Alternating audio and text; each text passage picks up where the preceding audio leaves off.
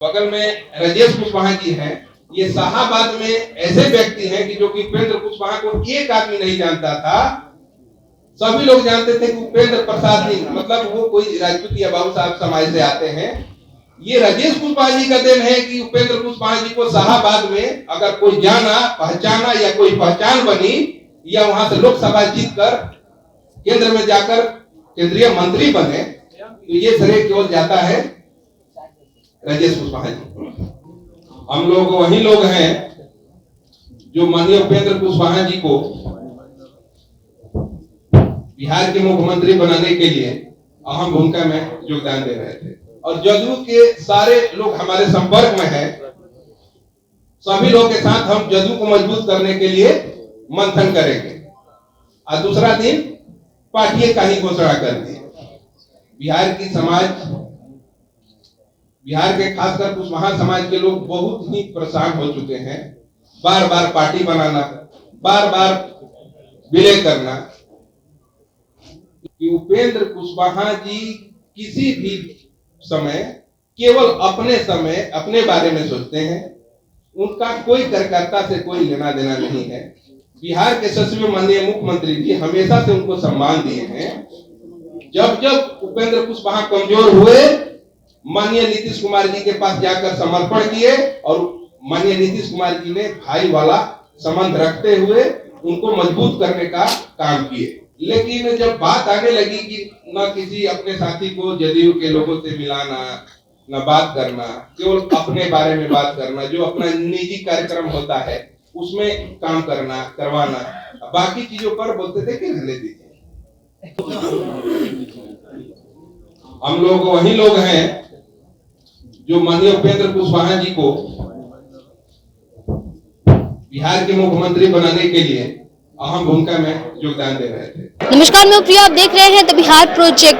उपेंद्र कुशवाहा ने जेडीयू से अलग होकर के अपनी एक नई पार्टी की घोषणा कर दी, जिसके बाद उपेंद्र कुशवाहा की पुरानी पार्टी रालोसपा के उनके पुराने जो साथी थे उन्होंने भी उसी होटल में प्रेस कॉन्फ्रेंस किया और उनको ही करारा जवाब दिया। एक बार सुनिए जरा आप क्या कहते हैं रालोसपा के पूर्व वरिष्ठ नेता।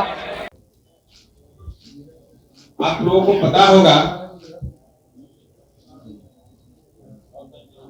कि अभी क्या स्थिति चल रही है, उस पर हम बात रखेंगे।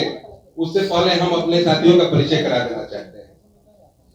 राजेश कुशवाहा जी है जो कि रालोसपा में पूर्व प्रदेश उपाध्यक्ष थे और दिनारा रोहतास जिला से चुनाव लड़े थे, विधानसभा के प्रत्याशी। हम साधु संत थोड़े ही हैं। उसके बाद फिर तीसरा प्रकरण आया। अब बोले कि जदयू में आए हैं तो अपना हिस्सा लेंगे। ये सभी लोगों को पता है। हिस्सा मांगते मांगते बात यहां तक पहुंच गई कि उन्होंने कहा कि 2 दिन का खुला अधिवेशन रखते हैं और जदयू के सारे लोग हमारे संपर्क में हैं। सभी लोग के साथ हम जदयू को मजबूत करने के लिए मंथन करेंगे। और दूसरा दिन पार्टी का ही घोषणा कर दी। बिहार के खासकर कुशवाहा समाज के लोग बहुत ही परेशान हो चुके हैं। बार बार पार्टी बनाना, बार बार विलय करना। इन्हीं सब मुद्दाओं के लिए आज प्रेस वार्ता बुलाई गई। 2 शब्द मैं भी बोल के उसके बाद हमारे साथी लोग बात करेंगे जो कि उपेंद्र कुशवाहा जी के शुरुआती दिनों से मजबूत करने का काम किए हैं। वीके सिंह जी तो इतने मजबूत साथी थे कि ये खुद प्रदेश अध्यक्ष थे और अपने बारे में खुद बताएंगे कि इन्होंने क्या क्या किया है। बगल में राजेश कुशवाहा जी हैं। ये शाहाबाद में ऐसे व्यक्ति हैं कि जो कि उपेंद्र कुशवाहा को एक आदमी नहीं जानता था। सभी लोग जानते थे कि उपेंद्र प्रसाद जी मतलब वो कोई राजपूत या बाबू साहब समाज से आते हैं। ये राजेश कुशवाहा जी का देन है कि उपेंद्र कुशवाहा जी को शाहाबाद में अगर कोई जाना पहचाना या कोई पहचान बनी या वहां से लोकसभा जीत कर केंद्र में जाकर केंद्रीय मंत्री बने, तो ये श्रेय केवल जाता है राजेश कुशवाहा जी। ये भी अपनी बातों को रखेंगे। आप देखिएगा कि हम शुरू से बोलते आ रहे थे कि उपेंद्र कुशवाहा जी नाटक कर रहे हैं। आज से 2 महीना पहले जब कुछ बात हमको जानकारी होने लगी, क्योंकि मैं उनके साथ ही रहता था, 10 घंटा 15 घंटा काम करता था, मैं भी उनके साथ करता रहा। लेकिन जब बात आने लगी कि न किसी अपने साथी को जदयू के लोगों से मिलाना, न बात करना, केवल अपने बारे में बात करना, जो अपना निजी कार्यक्रम होता है उसमें काम करना करवाना, बाकी चीजों पर बोलते थे कि रहने दीजिए।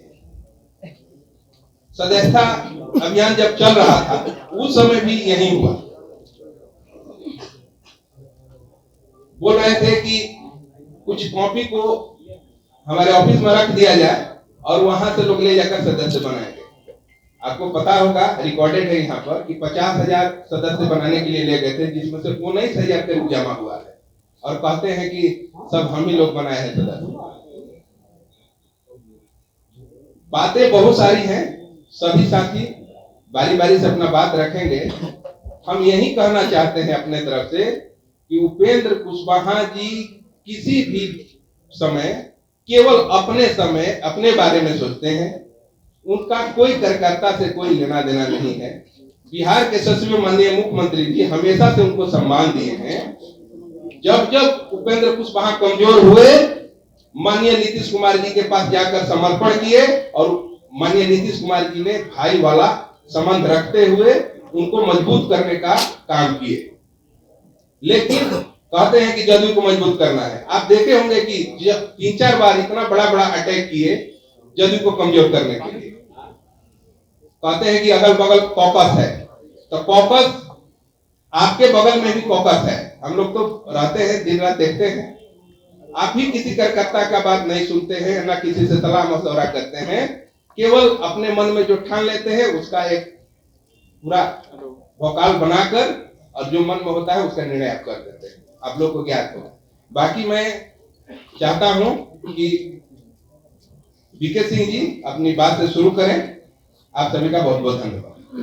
साफ तौर पे जो उपेंद्र कुशवाहा के साथी हैं, जिन्होंने उनकी तब से साथ निभाई थी जब से वो इस राजनीति में आए थे, पार्टी में। उन्होंने जब से रालोसपा एक तरह से रालोसपा में जब से वो उपेंद्र कुशवाहा आए थे, तब से ये सारे जो साथी थे उनके तमाम जो कुशवाहा समाज से और बाकी अन्य समाज से आते हैं वो उनके साथ थे। और जब उन्होंने जेडीयू में विलय किया तो भी ये साथ साथ उनके जेडीयू में चले गए। लेकिन अब जब उपेंद्र कुशवाहा ने जेडीयू को छोड़ करके वापस अपनी एक नई पार्टी बना ली है, तो इन साथियों का साफ तौर पे उपेंद्र कुशवाहा को जी करारा जवाब था कि चाहे वो बार बार हमें धोखा देते रहे, बार बार पार्टी बदलते रहे, लेकिन अब वो ये जो है इनके साथी पूर्व जो रालोसपा के साथी हैं, उन्होंने ये तय कर लिया है कि उनको जेडीयू में ही रहना है और वो मुख्यमंत्री नीतीश कुमार के निर्देश पे ही काम करेंगे।